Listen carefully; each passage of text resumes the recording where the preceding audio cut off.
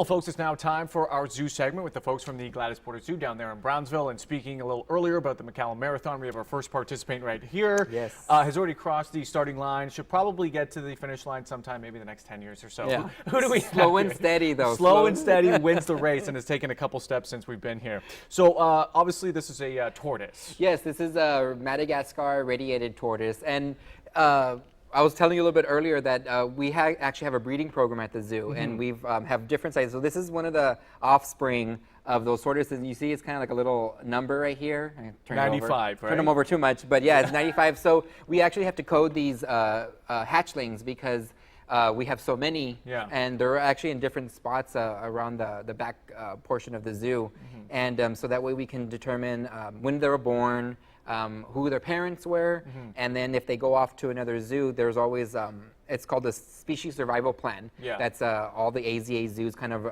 use this plan to kind of move these animals. That way we can have a very strong bloodline. And some of our tortoises go out to other places in the world for breeding programs. Okay, so how old is this guy here? It's about a couple years old. We have other tortoises that have been in the zoo for several years, maybe over 15 years. We have some specimens that probably are about 50 years old. Wow. Or more. Madagascar radiated tortoise, and a lot more people are a little bit more familiar with the Galapagos tortoise, which I've brought before.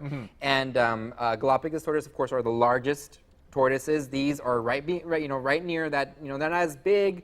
There's also a few other tortoises that get a little bit larger than them, but they have a very long life expectancy.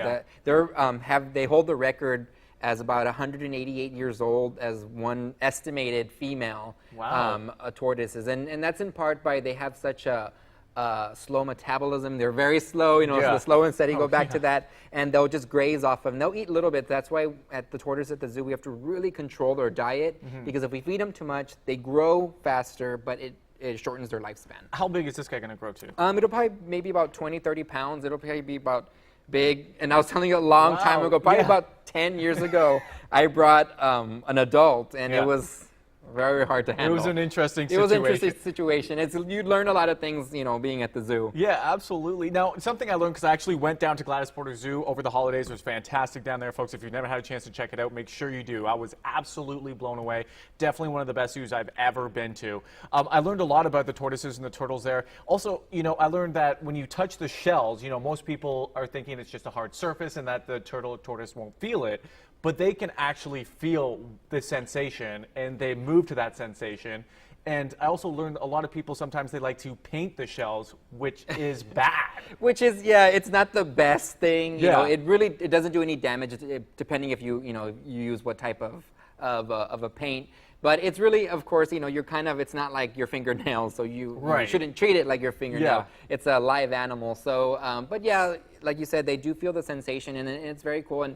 And you actually got to feed the Galapagos tortoises, which is part of a behind-the-scenes tour that we would offer at the zoo. And it's really interesting to see them giant size, and you do feel, and they're very attentive to you, and because they want food. Feeding them. Oh yeah, absolutely. I don't know if this guy's hungry yet or not, but so he's going to get to about 20 pounds or so, a lot bigger.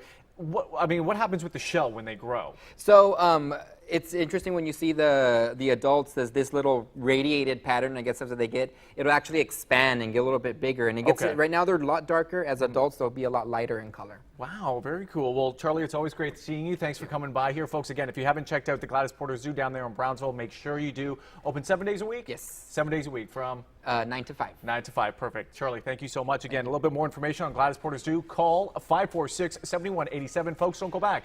Don't go anywhere. Channel 5 News at noon. We'll be right back.